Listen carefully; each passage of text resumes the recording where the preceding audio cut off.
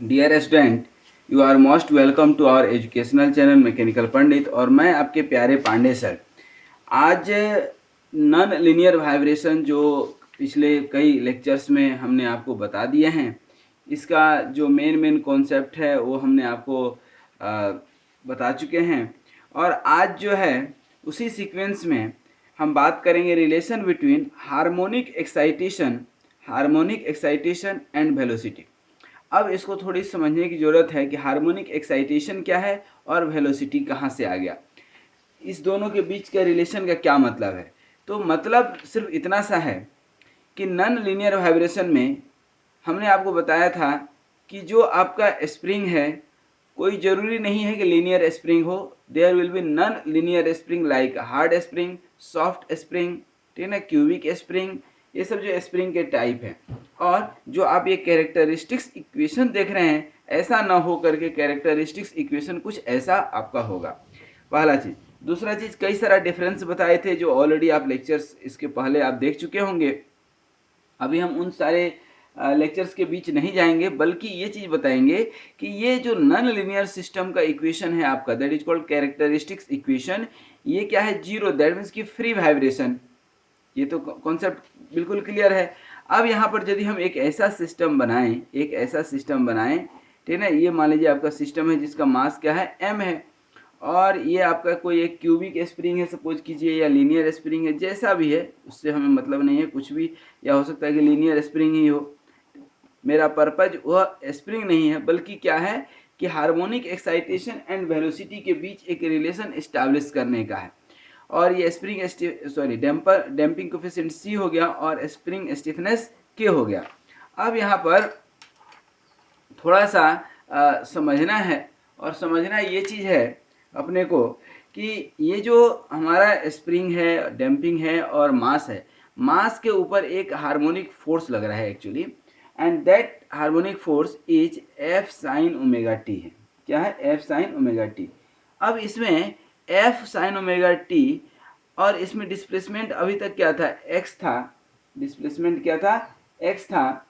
अब यदि single degree of freedom में, ठीक ना, यदि इक्वेशन कुछ ऐसा हो जाए, चूंकि इक्वेशन क्या है, नॉन लीनियर, लीनियर में जो है, जैसे अभी इस इक्वेशन को हम लिखे कैरेक्टरिस्टिक्स इक्वेशन, तो what can I write here, जो है ना, let the equation is M X double dot plus C X dot plus K X equal to F X dot.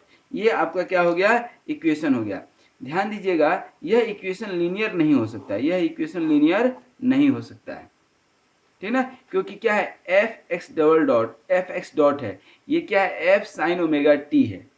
तो ये हार्मोनिक फोर्स तो एफ साइन ओमेगा टी होता था, और अभी भी यही है, लेकिन एफ साइन ओमेगा टी में मैक्सिमम वैल्यू क्या हो सकता है, F, and it is multiplied by velocity here, जो कि आपको दिख रहा है यहाँ पर। अब ये वेलोसिटी से मल्टीप्लाई कर दिए, तो जैसे ही आप वेलोसिटी से मल्टीप्लाई किए, इसकी लीनियरिटी खत्म हो गई। आप इधर देखिए फोर्स का, और इधर देखिए, ये दोनों का यूनिट इक्वल है ही नहीं, ठीक ना, तो आपका इक्वेशन क्या हो गया, नॉन लीनियर इक्वेशन हो गया। ध्यान रखिएगा, क्या हो गया, नॉन लीनियर इक्वेशन हो गया, ठीक है, पहला चीज। दूसरा चीज कि अब इस इक्वेशन को थोड़ा सा हम ब्रेक करें, यही तो है, इसमें रिलेशन निकालना। हार्मोनिक एक्साइटेशन क्या है यहाँ पर, एफ है, ध्यान दीजिए, एफ क्या है, हार्मोनिक एक्साइटेशन है, और वेलोसिटी क्या है, एक्स डॉट है। इन्हीं दोनों के बीच क्या है, आपको रिलेशन निकालना है। तो क्या हो जाएगा, ये एक्स डबल डॉट, एम को हमने साइड कर लिया, एम को साइड कर लिए, तो प्लस क्या हो जाएगा, सी, और इस एफ को वेलोसिटी के साथ ले लें, तो सी माइनस एफ अपन क्या हो जाएगा, M into X dot, plus क्या हो जाएगा, K by M X equal to zero, ठीक है ना। अब यहाँ पर c माइनस एफ है, ठीक है, और यहाँ c माइनस एफ है। अब डैम्पिंग फोर्स है, और ये क्या है, एक्साइटेशन फोर्स है। Excitation force is always greater than this damping force, F will be always greater than this C. तो एक कॉन्सेप्ट तो यहाँ रखिएगा कि एफ ऑलवेज ग्रेटर देन यदि सी हम लिखते हैं, और होता ही है, जो प्रैक्टिकली हम चूंकि बात कर रहे हैं, तो ये वाला टर्म क्या होगा, हमेशा निगेटिव होगा, ठीक है। Now suppose the solution of the equation, अब इसका सॉल्यूशन जो है, मान लीजिए कि इसका let solution is x equal to E to the power S T, x equal to E to the power S T.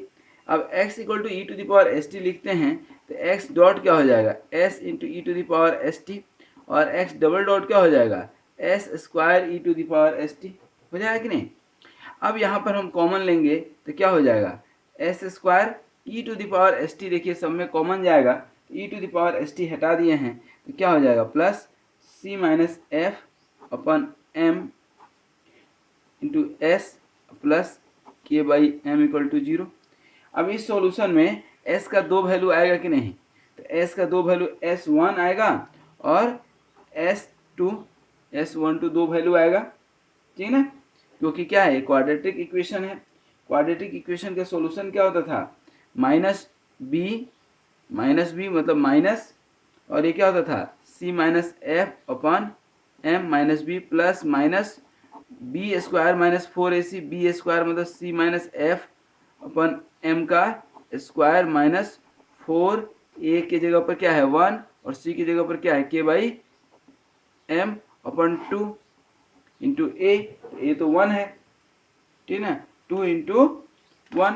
अब यहाँ पर एक चीज ध्यान दीजिए, ठीक है ना, चूंकि f is always greater than c हमने आपको बताया था, तो f यदि ऑलवेज ग्रेटर देन c होगा मतलब f, तो ये क्या हो जाएगा, माइनस वाला टर्म होगा, ठीक है ना, माइनस इसके ऊपर स्क्वायर है, ठीक है, और ये क्या है, माइनस वाला टर्म है, ठीक है।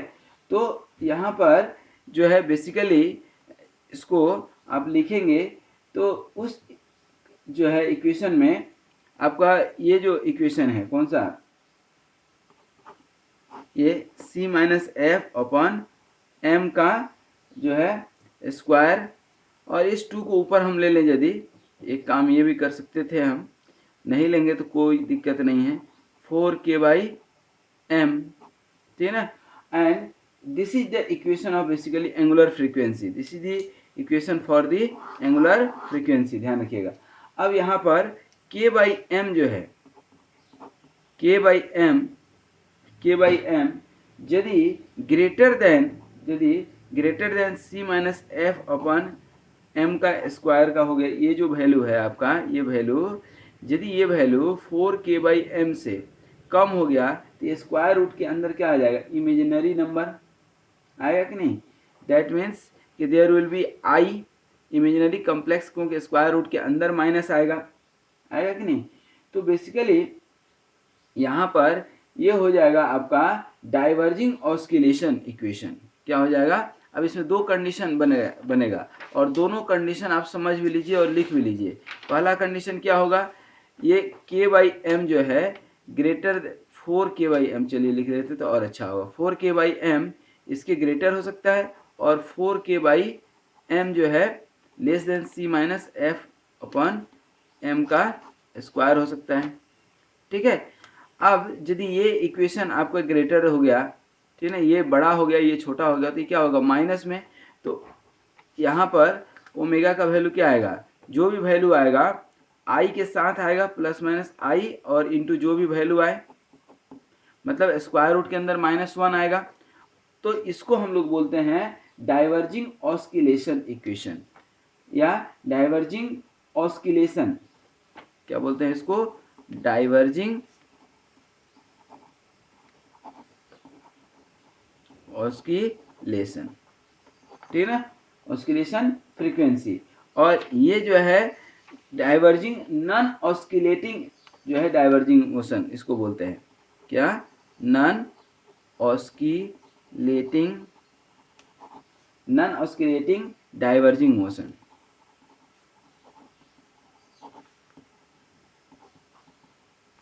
नॉन ऑस्किलेटिंग डाइवर्जिंग मोशन, ठीक है ना। तो बेसिकली निगेटिव जो है यदि डैम्पिंग आता है, यहाँ पर ये जो वैल्यू आएगा ये क्या वैल्यू निगेटिव में आ रहा है, निगेटिव में, तो निगेटिव वैल्यू बेसिकली यदि हम लिखना चाहें तो एक लाइन लिख लीजिए कि negative damping results in instability of the system if, क्योंकि ये इक्वेशन देखिए ये लीनियर इक्वेशन में कन्वर्ट हो रहा है, और ये वाला टर्म क्या हो रहा है निगेटिव, मतलब डैम्पिंग क्या हो रहा है निगेटिव। तो इफ डैम्पिंग इज निगेटिव, और डैम्पिंग निगेटिव होगा ही, if damping is negative, then the system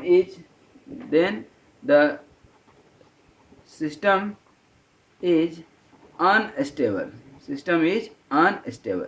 ठीक है, याद रहेगा, सिस्टम इज अनस्टेबल।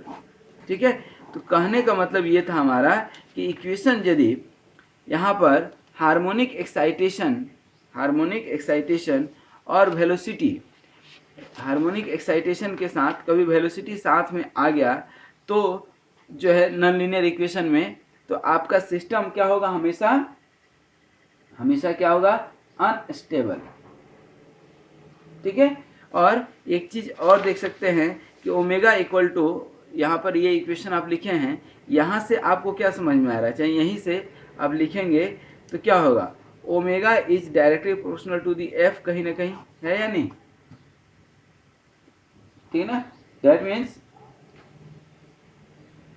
ये ओमेगा जो है आपकी एक्साइटेशन एंगुलर फ्रीक्वेंसी और ये excitation force, that is they are inter related.